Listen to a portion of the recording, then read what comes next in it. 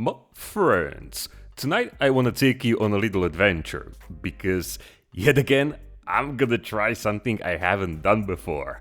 Making a miniature tree for a 1/35 scale diorama. It's gonna be made from mostly natural materials, and from what I've seen in modeling books, it's pretty much all one might need. Yet I was very nervous at the start of this project. So let's see. I've got different sized twigs, all dried up in an oven. Then synthetic foliage from AK. Roots from small plants, also dried up. And seafoam twigs from Green Stuff World. Now, we could take the easier route and pretend like this is an accurate representation of a tree. I mean, the similarity is certainly there. But if you know me, I always like to go with the most complicated solutions imaginable. So, let's get to work, shall we? After choosing a twig that's gonna become a trunk for this tree, I did some minor cleanup. Mostly small roots and bark that's falling off. Just everything that will make the work messy. Any unwanted branches can be removed but saved for later, because we can easily reposition them. Or they can be shortened if the proportions are off. They can be fixed in place with superglue. However, little did I know that CA doesn't work so well here. Superglue drying accelerator is a great help, and I have one, but I kinda forgot. Regardless, to get a strong bond, I applied lots of additional superglue around every joint. Drilling a small hole into the trunk makes the process easier, but only works with smaller branches. Unless, of course, you want to drill a really huge hole. But hey, here's the finished frame. Didn't take too much effort, but it doesn't look like much either. But then again, if you'd remove every small branch from a real tree, it would probably look just as sad, if not even worse. But okay, after a quick check if it fits into the diorama, it was time to proceed with some texture. This is a mixture I normally use for cast steel surfaces on tanks, but it also works flawlessly as a tree bark. It just needs to have a lot of volume. That's why the CA filler is there for. Unlike with tanks, I applied it in a very thick layer. In fact, the tree can be absolutely plastered with it, and more putty will mean heavier bark texture. It also blends those glued on branches with the trunk really well. It should be completely dry before we start carving the texture, otherwise it's gonna stick to the blade and make a real mess. The process itself is very easy and fun, because it's probably the first step that will make the tree look more authentic. If I went too deep and the original wood started showing through, I simply blended it with more putty. Using a hobby blade works well on larger surfaces such as the trunk, or thicker branches, or in those places where branches meet the trunk. But on smaller surfaces, something like a razor saw is more efficient. Some care should be taken here because those small branches are really fragile. Well, luckily I didn't snap any of them, but I can imagine they can go really easily. Not everything can be solved with regular putty though, so I had to use a little bit of epoxy as well.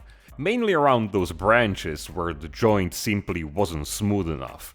This is a technique some diorama modelers use on the entire tree, which actually must be a lot of fun too, because it's very easy to add bark texture with a sharp object like an old airbrush needle, for example. But here it needs to be done before the putty had solidified. Modeling putty is brittle when dry, but epoxy is like a rock.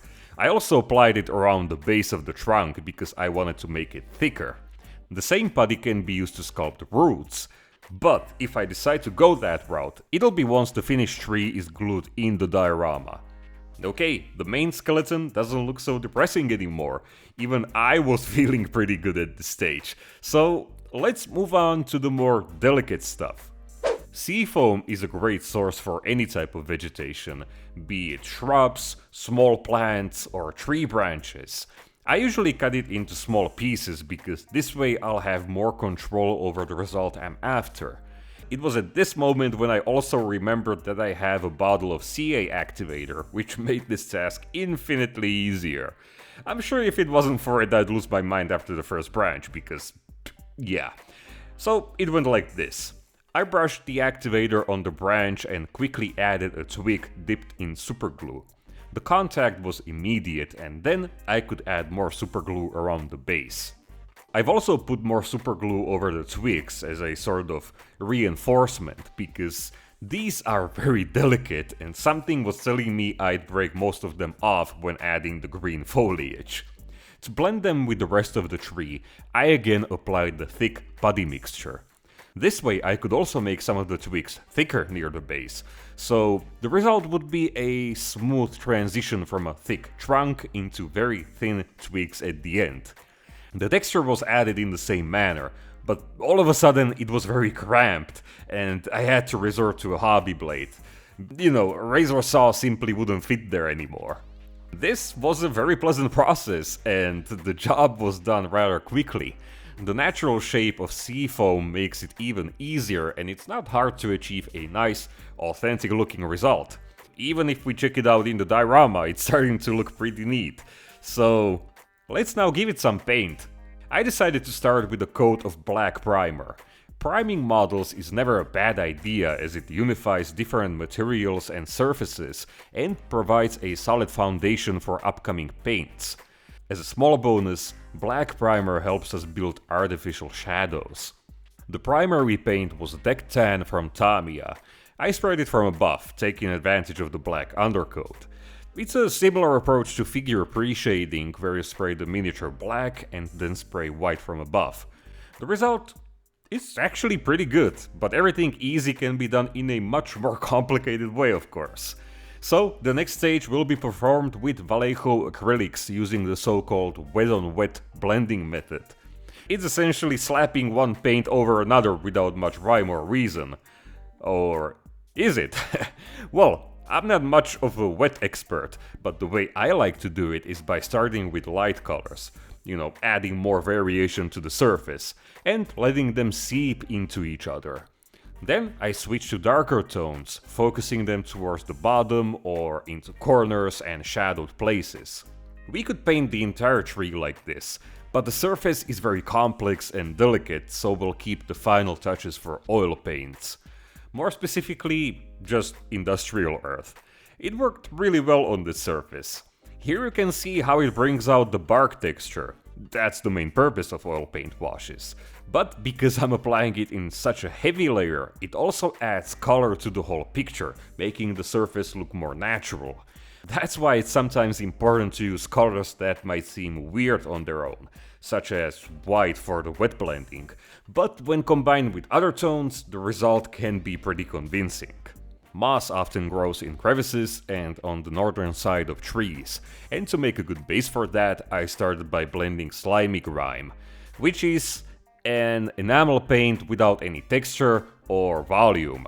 So then I covered the place with undiluted PVA glue, trying to form some kind of natural shape, and sprinkled the surface with crushed foam. This one has a nice color on its own, but as with everything in modeling, it can be improved with paints. Of course, it needs to be fully dry, but it doesn't take too long. I made a very vivid green from Vallejo paints, and again, it might seem weird on its own, but when it's applied like a heavy wash, it creates a very nice effect indeed. It's the dark green color of the foam showing through that's gonna tone it down, and also Vallejo paints tend to become darker once they dry. The transition between bark and moss can be blended further again with slimy grime, and to be fair, this is one of the main reasons I decided to finally make a tree. Miniature moss is simply one of my favorite things in dioramas. Yeah, I know I'm weird. And finally, I emphasized the bark texture with Deck Tan. This is the only step where some precision and a very fine brush are required. Because, you know, everything else is just playing around with paints, but here we have to calm down and take it slow and steady. Alright, here's the result, and this was probably the most enjoyable part of the whole process. It was also done pretty quickly. I mean, the whole painting took me a day. Yeah, this is not a technique suitable for railroad modelers where you need like 1,000 trees made in an hour. But let's take a look at that vegetation that's happening right over here.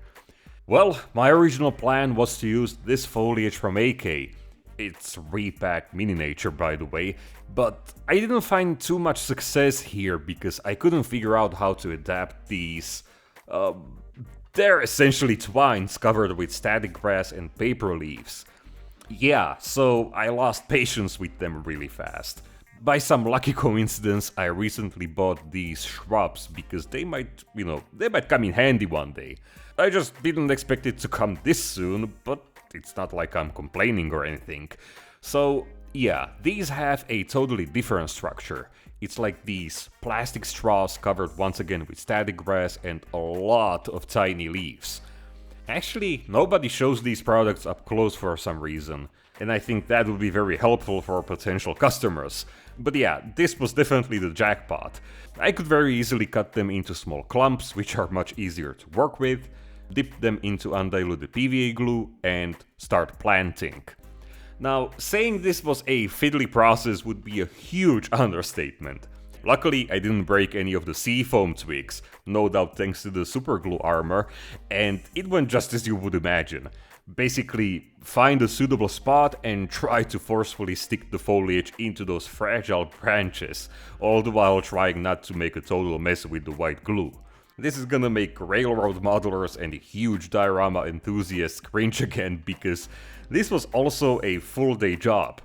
It has more detail than crushed foam and foliage scatter, which works okay in small scales, but in my opinion not so much in 1/35 scale, although this product and result isn't perfect either. Besides, there are still a few places where we can make some improvements, such as this static grass thing pointing out like some obscure pine needles. I've simply cut them down with scissors and only on the most obvious places because it's virtually impossible to trim it everywhere. Most of the grass contains dried up blobs of glue that look like morning dew and make the tree glimmer in the light, so yeah, good riddance. And yeah, even this can be painted.